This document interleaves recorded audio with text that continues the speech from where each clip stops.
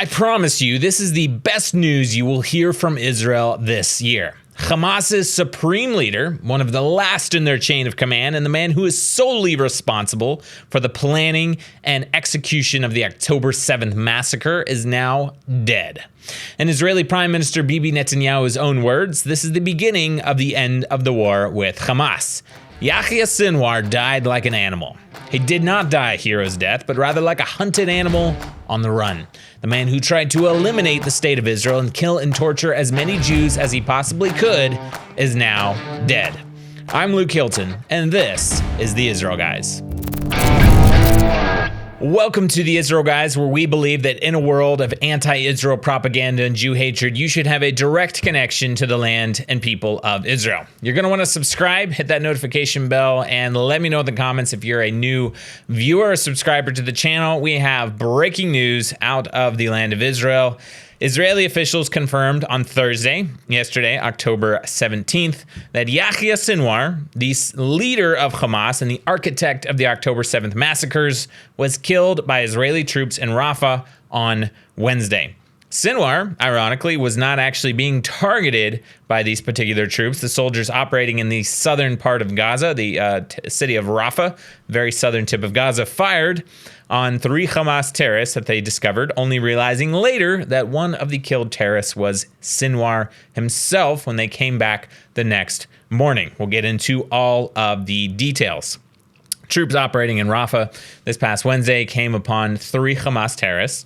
They fired on them. 2 of the terrorists ran into one building, and the 3rd terrorist ran into a second building. The IDF fired several tank shells at the terrorists, at which time the 3rd terrorist went into the building by himself, who found out later was Sinwar, went up to the 2nd floor of the building trying to escape. A squad of soldiers moves into the building, pursuing him and doing a building search. The terrorist, who turned out to be Sinwar, he's on the 2nd floor, threw 2 grenades at the soldiers. One of them exploded, and the soldiers quickly retreated from the building. And then they sent in a drone to investigate. They thought the building possibly might be booby-trapped. So they send in a drone to investigate. That footage, you're probably seeing some of it on the screen right now, is available and publicly available to watch online. A lot of footage on X. Be careful if you're scrolling on Twitter or X, because there are some graphic images of Sinwar after he was dead. That the IDF or that people have put out.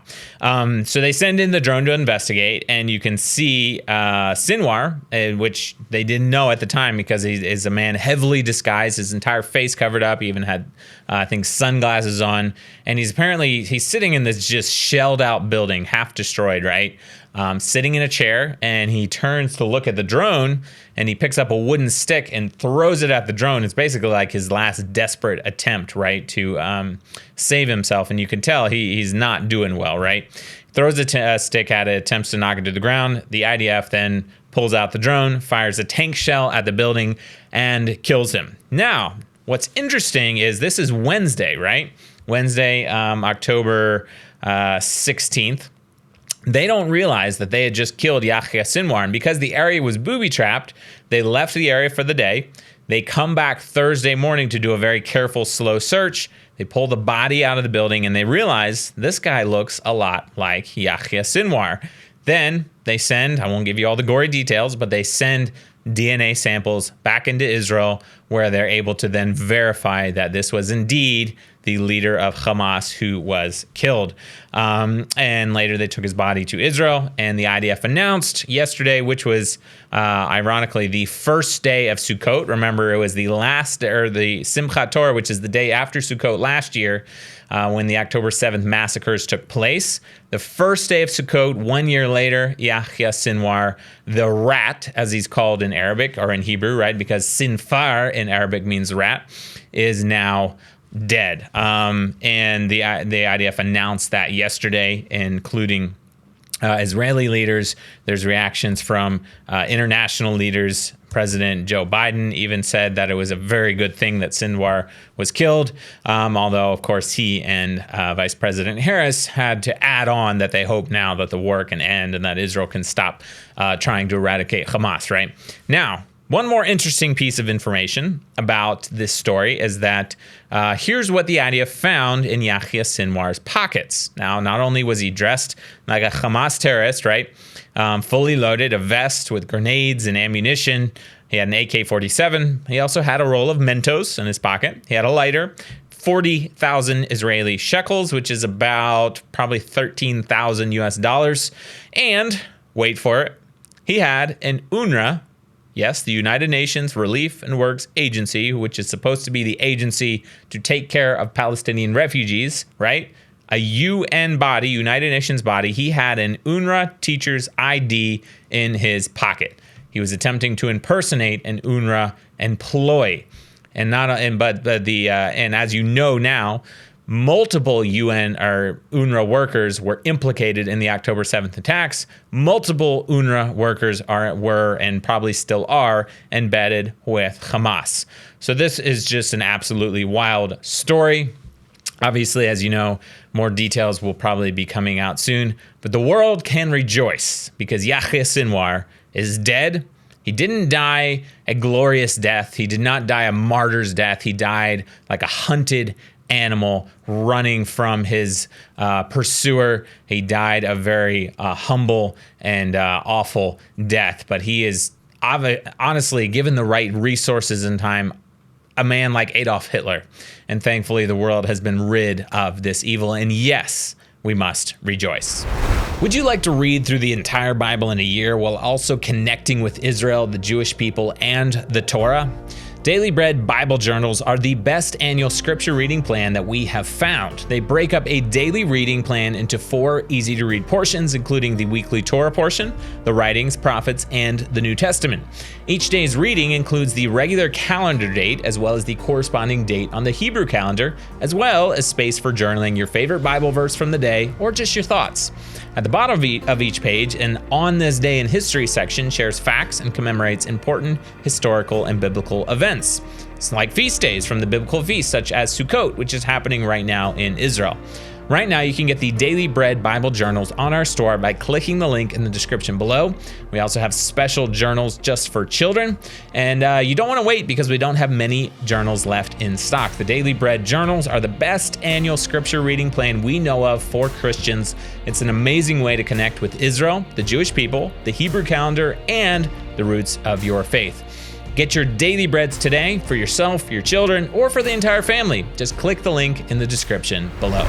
A couple of reactions from Israeli leaders. Israeli Prime Minister Bibi Netanyahu said evil has suffered a terrible blow. He went on to say, quote, "The man who committed the most terrible massacre in the history of our people since the Holocaust, the mass murderer who murdered thousands of Israelis and kidnapped hundreds of our citizens, was eliminated today by our heroic troops." Israeli Defense Minister Yoav Gallant said, quote, "Sinwar died while beaten, persecuted, and on the run. He did not die as a commander, but as someone who only cared for himself. This is a clear message to all of our enemies. The IDF will reach anyone who attempts to harm the citizens of Israel or our security forces, and we will bring you to justice." It was very interesting in this story that Sinwar, they know before that he was using Israeli hostages as human shields, hiding deep underground in tunnels, right? He was using his own civilians as human shields. If you've seen pictures of him from 10, 15 years ago, you know that he would use little children as human shields. And when he appeared in public, because he knew if he's holding a child in his arms, Israel would not target him for assassination, right? So it's very interesting that now when he's actually found, when the IDF didn't even know that they were pursuing Sinwar, it was a random group of infantry and tank squads in the IDF, right, that stumbled upon 3 terrorists, 2 of whom turned out to be Sinwar's bodyguards and 1 the man himself. It's just very interesting that at that point he's all alone. He's running for his life, right? And he's no longer hiding behind civilians. He's no longer the leader of Hamas, but he's a hunted animal, and he dies beaten and persecuted and on the run, in the words of Israeli Defense Minister Yoav Gallant. So one more interesting thing I'll bring out, and I don't have the quotes from Joe Biden or Kamala Harris, but they made sure to add in, while they were glad that the world has been rid of this evil, right, to add in that they hope now that the war can end and Israel can withdraw, right? Now, from the beginning, there was a lot of international pressure, a lot of it from America, the American administration, for Israel not to go into Rafah, right? Now, looking back, and I was in Rafah, or I was right on the border of Rafah. I went into Gaza myself. We drove the Philadelphia corridor, looking right into Rafah. I can tell you this from firsthand experience and from hearing from the soldiers who are on the ground in Gaza. Now we know there was Israeli hostages being held inside Rafah. We know Yahya Sinwar was inside Rafah. We know that the hostages who tragically were killed just before the IDF could find them and rescue them were inside Rafah, right? And we know that Sinwar, when he was finally found, he was found and killed inside Rafah. So the place that the world tried to prohibit Israel from going into, they tried to stop Israel from fighting Hamas inside Rafah, is the very place that hostages were killed, Sinwar was hiding out, and now the world has been rid of that evil. Just imagine if Israel had stopped. Imagine they had not done what they needed to do to get the job done. They had not gone inside Rafah. Sinwar would still be alive. And we know now that the best way to win this war, the best way to eradicate Hamas, the best way to bring hostages home is total victory. Israeli leaders have already come out and said, terrorists, lay down your weapons, surrender, return the hostages, walk out of your tunnels, lay down your arms, return the hostages, and we'll let you go. The war will be over right now, right? And who knows, now that the entire chain of command, except for Sinwar's brother, but I'm not sure how long he's going to be able to stay in that post. I assume that he's going to be the next one to take over, if he even wants the job. It's not a very like forward-thinking and futuristic long-term career, if you know what I mean. There's one more thing I want to bring out about Yahya Sinwar, and that is he spent 23 years inside an Israeli prison for the murder of 2 IDF soldiers and 4 Palestinian Arabs that he murdered because he thought they collaborated with Israel. He was supposed to serve 4 life sentences. By the way, while he was in prison, he received free education. He learned to speak fluent Hebrew. And he also had a life-saving brain surgery by Israel that Israel provided for him, saving his life while he's in prison. He was supposed to be there for 4 life sentences, but he was released. He was the most senior terrorist released in 2011, along with over 1,000 other terrorists that were released, 1,027, if I remember the number correctly, that were released in 2011 for Israeli soldier Gilad Shalit. Sinwar was the most senior terrorist released in that deal, and now we know he went on to murder 1,200 Israelis and take more than 200 hostage, some of whom are still being held there today. I guess the bottom line is Israel should never have been pressured. Israel should never be pressured now to release terrorists in exchange for anybody, right? Because we know that leads to more death and murder and carnage and violence. And it's difficult to look back now and see that in exchange for releasing those 1,000 terrorists, including Yahya Sinwar, and getting 1 IDF soldier back, that 1,200 Israelis were murdered, 5,000 wounded, 250 taken hostage. That's what we saw, right? Thankfully, Yahya Sinwar is now dead. He was the mastermind that was solely responsible for October 7th. A lot of people involved. Sinwar was that architect. He was the mastermind that was responsible for the worst massacre against the Jewish people since the Holocaust. He has the blood of thousands on his hands. He was the most senior of the Hamas terrorists, and he's now dead. The only leader I know of who's left in the Hamas chain of command is Sinwar's brother. But if you've been checking the news lately, including the news out of Lebanon, Hezbollah, I'm not sure he wants to be in charge. Maybe he's dumb enough to want to be in charge, but none of Hezbollah's successors have lasted very many days or hours or minutes, if you know what I mean. And the same is going to be true for Hamas. Guys, that's all for today. Don't forget to check out the Daily Bread Bible journals. You can get them on our online store by clicking that link in the description below. As always, stop listening to the lies and propaganda and connect to the truth of what is happening in Israel. We'll be back very soon, right after the Sukkot holidays. And also, Chag Sameach from Israel, and Chag Sameach means a very happy holidays because it is the holiday of Sukkot, and it's actually the holiday of rejoicing. And right now, Israel and the whole world has a lot more to rejoice about. But we'll be back soon here at the Israel Guys.